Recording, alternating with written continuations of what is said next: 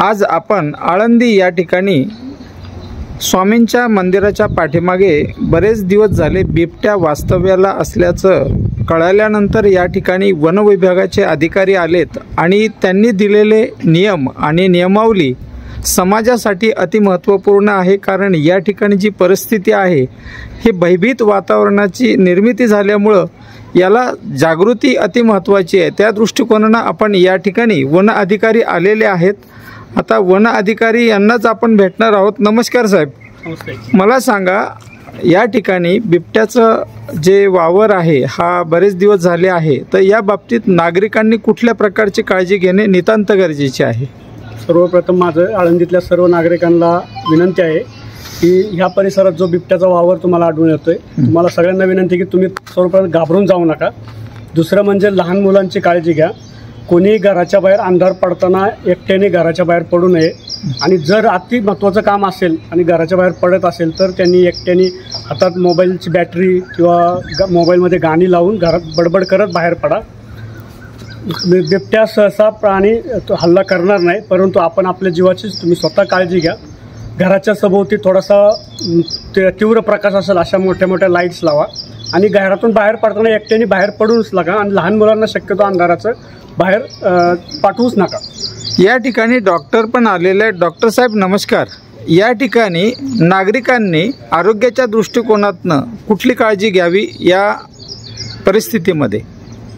ज्यावेळेस आपल्या भागात जो बिबट्याचा प्रॉब्लेम किंवा जी मादी आणि पिल्लं आहेत असं सरांनी आम्हाला सांगितलं, तर सरांनी सांगितलं की तुम्ही एकदा इथं व्हिजिट करा आणि इथलं जे प्रॉब्लेम आहे तो कशा पद्धतीने सॉल्व करता येईल। तर सरांबरोबर आणि त्यांच्या कर्मचाऱ्यांबरोबर आम्ही इथं आलो, संपूर्ण भागाची फील्ड व्हिजिट केली, काय उपाययोजना करायच्या, कशा पद्धतीने ट्रॅप कॅमेरे लावायचे, कशा पद्धतीने ही मादी आणि पिल्लं ह्या भागातून जाऊन हा भाग सुरक्षित होईल यासाठी सर्व उपाययोजना आम्ही इथं केलेल्या आहेत। त्याचबरोबर सरांनी ज्या काही गोष्टी सांगितल्या आहेत की स्वसंरक्षणासाठी कुठल्या गोष्टीची काळजी घ्यावी जेणेकरून हा संघर्ष आहे की तो इथला प्रॉब्लेम आहे तो कमी करता येईल। त्याचबरोबर मगाशी भाऊसाहेबांनी सांगितलं होतं की बिबट्या का आकर्षित होतो, की बऱ्याचशा वेळेस काय होतं की घरातले काही टाकावं अन्नपदार्थ असेल किंवा खरकटा अन्न असेल आपण घराच्या आजूबाजूला टाकतो, ते खाण्यासाठी आपल्या गावातली जी भटकी कुत्री आहेत ती आपल्या घराच्या आजूबाजूला राहतात आणि त्याची शिकार करण्यासाठी तो बिबट्या तिथे येतो।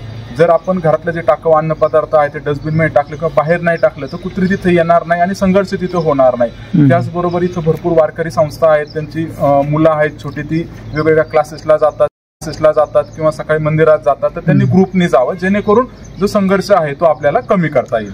आळंदी शहरातील भारतीय जनता पार्टीचे प्रदेशात उपाध्यक्ष संजू भाऊ आहेत। भाऊ, या ठिकाणी आपण कार्तिकीच्या आषाढीच्या पिरियडमध्ये या ठिकाणी वन विभागाच्या वतीने काय व्यवस्था करण्यात आली होती?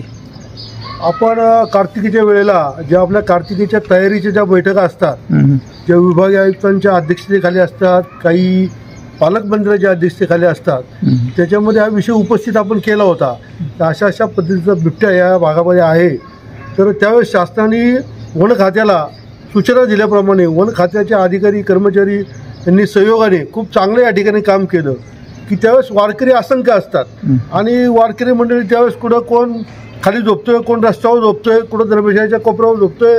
अशा काळामध्ये या वन विभागाच्या खात्याने सगळ्यांनी चांगली दक्षता घेतली, त्यामुळे कुठलीही दुर्घटना त्यांच्या दक्षतेमुळे आणि माऊलीच्या कृपेमुळे घडली नाही। परंतु आज अशी परिस्थिती आहे की परत तो बिबट्याचा प्रश्न या ठिकाणी उपस्थित झाला, तो बिबट्या परत या ठिकाणी दिसू लागला। त्यामुळं काल परवा 2 दिवसापूर्वी आम्ही आमचे मित्र सचिन पासून आम्ही चाललो होतो, अनिल वाघमारे होते, त्यांनी सांगितलं की दिवसा देखील बिबट्या या 2-3 ठिकाणी मला दिसला, त्याचे व्हिडिओ मला त्यांनी दाखवले। त्यानंतर तात्काळ आपण जनरल विभागाचे जे वन अधिकारी आहेत मुख्य अमोल सातपुते साहेबांना कल्पना दिली। त्यानंतर त्यांनी तात्काळ हालचाली करून आमच्या खेड विभागाचे कंक साहेब असतील यांच्या मार्गदर्शनाखाली त्यांनी परत या ठिकाणी रेस्क्यू चालू केले। आज देखील सगळे ते कर्मचारी आले आणि या ठिकाणची जनजागृती लागती, कारण याच्यामध्ये कसं शासनाने सगळं केलं पाहिजे तर केलं पाहिजे, ती त्यांची जबाबदारी आहे, ते निश्चित करतील। परंतु नागरिक म्हणून देखील आपल्याला यातलं अज्ञान असतं, काही कल्पना नसती।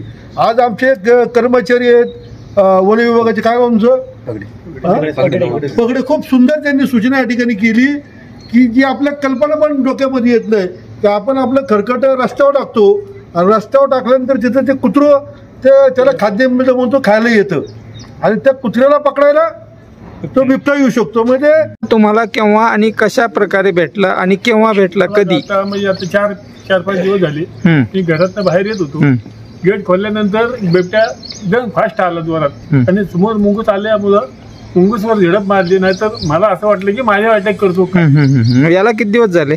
5 दिवस झाले. 5 दिवस झाले. अजून कोणाला आढळलाय? तुम्हाला आढळलाय तेव्हा त्याची टाइम टेबल काय होता? किती वाजता आढळलाय? 10 वाजता रात्रीचे बाहेर आला. आल्यानंतर आपल्या गेटच्या मधून मी कसा आवाज येऊ लागला माझा, कुरकुर करून शिरून बाहेर आलो. तर गेटला आल्यानंतर गेटच्या बाहेर बारका 1 किलो आणि बिबट्या दोन्ही आले होते. त्यानंतर मी त्यांना असं बघितलं, एक अर्धा तास इकडे तिकडे थोडा फिरला रस्त्यावर. पुन्हा त्यानंतर त्याच्या मनानं दोन्ही पिढ्याला घेऊन शिरी आतमध्ये गेला होता. निश्चितच. आम्ही भांडणावरून रात्री 1 वाजता आलो. आल्यानंतर मी गाडीवर आलो. आल्यानंतर जेवलो आणि बसलो जरा वेळ. झोपी आहे ना म्हणून बसलो, खिडकीत बसलो होतो. तर पाठीमागा आवाज येत होता. खिडकी कोण बघितलं तर पिल्लं तिथं 2 उभी होती, ओरडत होती. हे मी पौर्णिमेच्या दिवशी रात्री 1 वाजता पाहिजे. ओके.